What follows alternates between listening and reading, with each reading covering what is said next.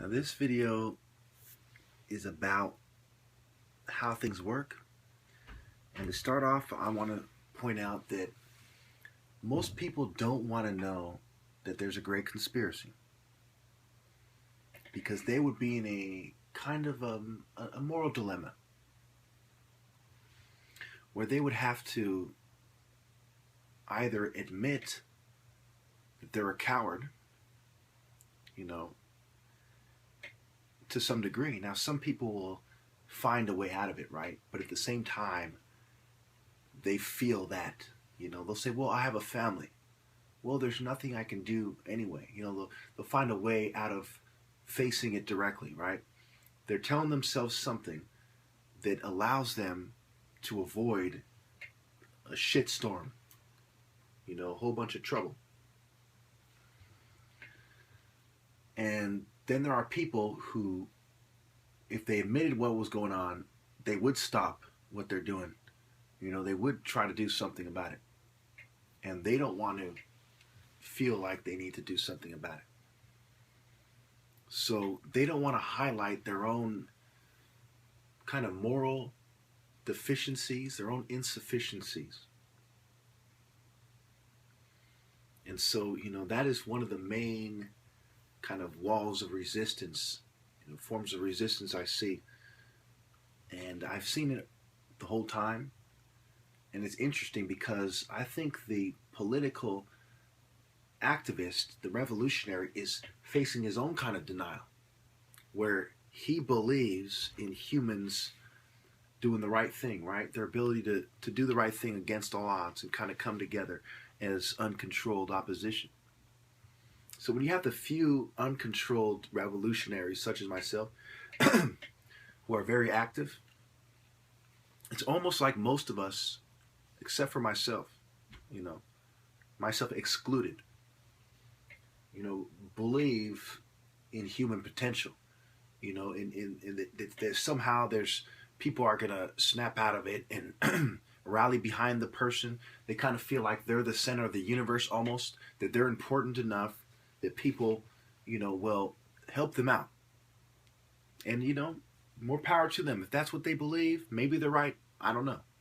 I'm not going to say it's delusions of grandeur. Maybe they're right. In my case, it's a matter of principle. Even if I knew for sure that I'm just going to bring myself hard times and my family, and all hell is going to happen, I would still resist, because I believe in the principles of good and the eternal struggle. I'd kind of compare it to somebody who is holding his post while the army retreats and regroups somewhere else. He knows he's going to die, but his job is to play his part, to hold off the enemy as long as he can, or whatever reason he's doing it. And it's a matter of principle. I know God wants me to do this. I know that it's against all odds. I know it's ugly. I know that certain doom is coming. But it's a matter of principle. I don't have any delusions or misconceptions or any ideas of a miracle that may happen, that I don't have my hopes up. I don't think that some miracle is going to turn the tide against the enemy. But I do think I will cause them a lot of damage before and after I go out. So listen to this next clip carefully. Thank you. In this video, I will remind you of the 31st degree chapter for morals and dogma, to help you understand social planning, social architecture, if you will, masonry, which is social engineering for the most part. Because remember, they wish to subjugate men using their intellect and to make society a certain way. Their words, not mine.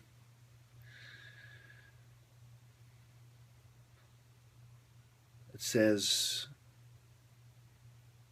"It is a comfortable fallacy to the selfish, for if they cannot by the law of justice be sacrificed for the common good, then their country has no right to demand of them self-sacrifice.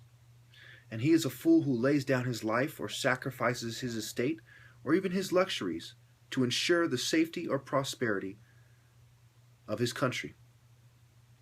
According to that doctrine, Curtius was a fool, and Leonidas an idiot, and to die for one's country is no longer beautiful and glorious, but a mere absurdity. So in this clip, I want to really address to you all the logical fallacy that the government wouldn't do population control or eugenics. I mean, there is a long history in this country of those things. But more importantly, with an emphasis on maintaining white and Jewish supremacy.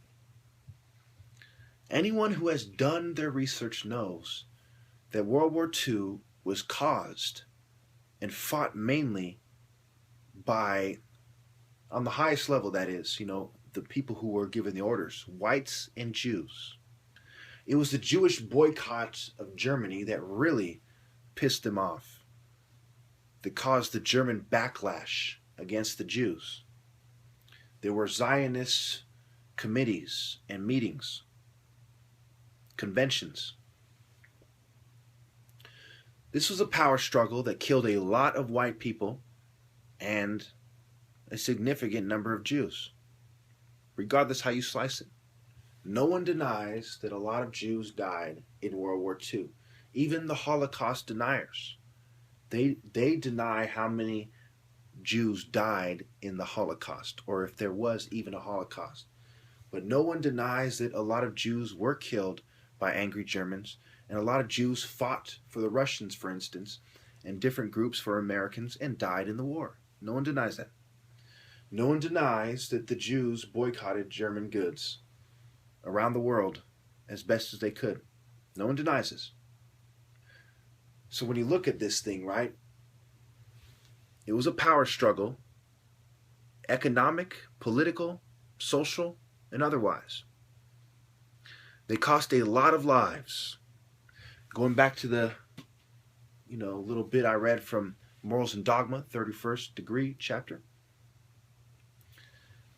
All these lives would be lost in vain if in the minds of the social philosophers, the social engineers who are the main philosophers in their respective groups, if you couldn't, for the same reason, sacrifice the lives of anyone who poses a threat to the white power structure or the Jewish international financiers and globalists. Think about it. Do any of you doubt that these people are willing to do eugenics and oppression and population control with an emphasis on white and Jewish power, depending on which group we're talking about? And that at some points they are forced to make deals with each other. Secret deals and otherwise. Do any of you doubt this? As much as I hate to bring up Trump's family, he has Jews in his family, and he's white. Okay? And there are Jews who are some of the main globalists and the main pushers of multiculturalism and multicultural policies. Okay? So we see very obvious and definitive examples of a kind of white and Jewish compromise going on. And we see it kind of, some groups of them are wanting to tug one way, some want to tug the other way. We see the Hegelian principle, and there's some, it implies a certain degree of, white and Jewish deals between white groups and Jewish groups, and intermarrying, right, to make the deals more official. We see that to a certain degree, like it or not, admit it or not. Now, I know not all whites and all Jews are in on this. I never said they were.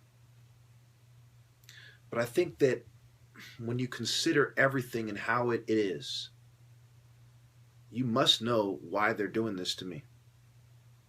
It's more than just I am black It is, I am black and I refuse to conform.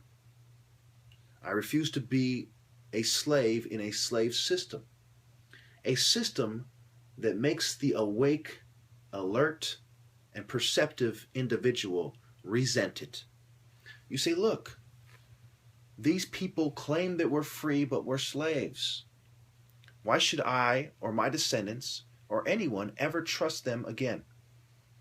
Why should we always take what they say with a whole bucket of salt? Why shouldn't we never give them the benefit of the doubt? They went through this great song and dance for years about how we're free, and this is the most free place on earth, and on, when we are very much controlled. That was what MK Ultra was about, controlling human behavior. That's what the Supreme Court said, not me. I just repeated what they said about it. They came to the conclusion that the main goal of MK Ultra was to find radiological, biological, and other substances, chemical substances, to control human behavior. But isn't that what you do to a slave? You control their behavior? And the most enslaved person is someone who believes they are free. I mean, think about it. And I'm supposed to trust them? You know, when you're black, just imagine you're black, for those of you viewers who aren't black, and you resent these people for slavery. You grow up watching the movies and so on, you know, Danny Glover playing his role and so on, you know, in the movies. And you start filling up with hatred, you know. You see A Time to Kill and on and on.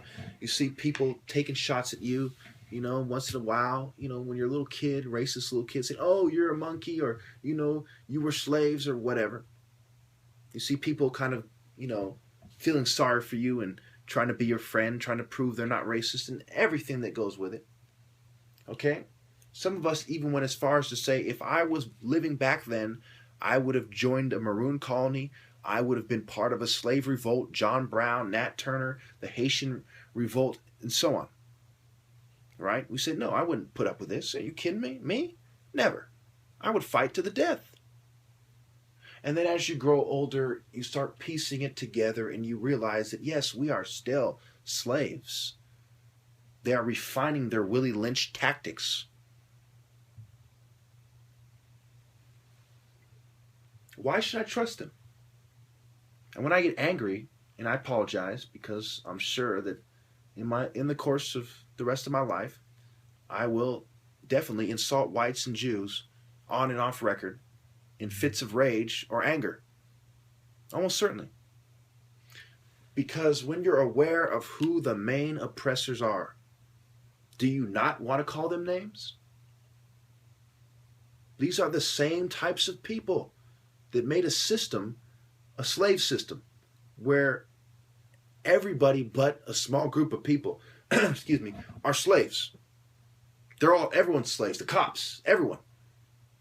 And some of them, you know, the more they think they're on the side of the system, the more of a slave they are.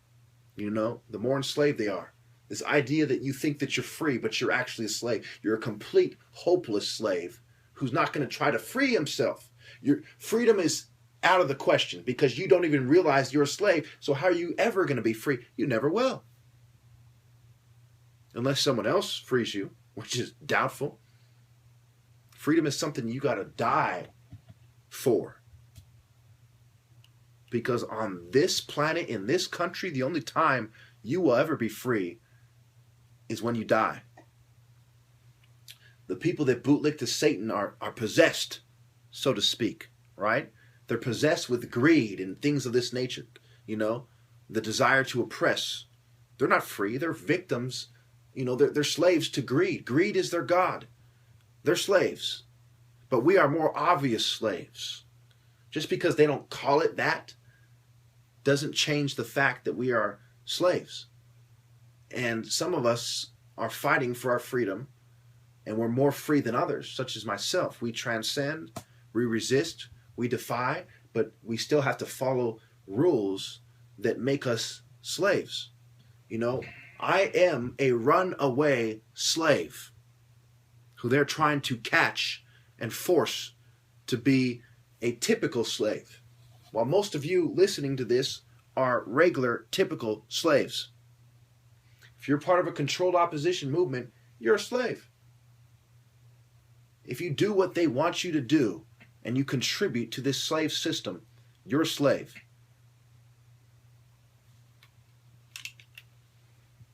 That's how they get you. And when you start thinking about how you're a slave and you're black, tell me you wouldn't want to start calling these people names. I'm not saying you should do it. I'm not saying it's justified. But I am saying it's understandable. I try not to do it. But just today I caught myself in a fucking rage, calling them names. In the back of my mind, I felt bad. You know? But it's what happens. It's like these slave master motherfuckers, these international financier motherfuckers, whoever they may be, you know? And then they're harassing me with psyops and stuff, you know? And I start thinking, well, what can I say that really pissed them off? They're a bunch of eugenicists with their twisted social biology and their twisted version of genetics. You know? Now, not all of them are super racist. They're more just super greedy. But it still pisses them off when I call them names and highlight how I'm the top martial artist, and it would take an idiot not to see that. They can't stand that. It's not so much that I am the best, it is that I say that I'm the best. These people are about appearances. They don't care that I'm the best. They care that I bring it up and I'm trying to get everything that comes with it. The social rewards, if you will. The power to influence. Remember one of those patches I showed you? I should put it, mental note, 13 minutes. You know, the power to influence, right? They don't want me to have the power to influence because they're doing eugenics with a special emphasis on white and Jewish supremacy because these are the people in charge and they have an arrangement as to how they will do eugenics and how the pie is sliced up. Don't you see how this works? And again, I'm not racist. I get very angry and say things I wouldn't otherwise say like everyone else does. And since there's a psyop run on me, and I know that the people on top who can stop it anytime they want, who are ultimately responsible, are whites and Jews. For me not to see that, for me not to resent them, would be kind of foolish, don't you think?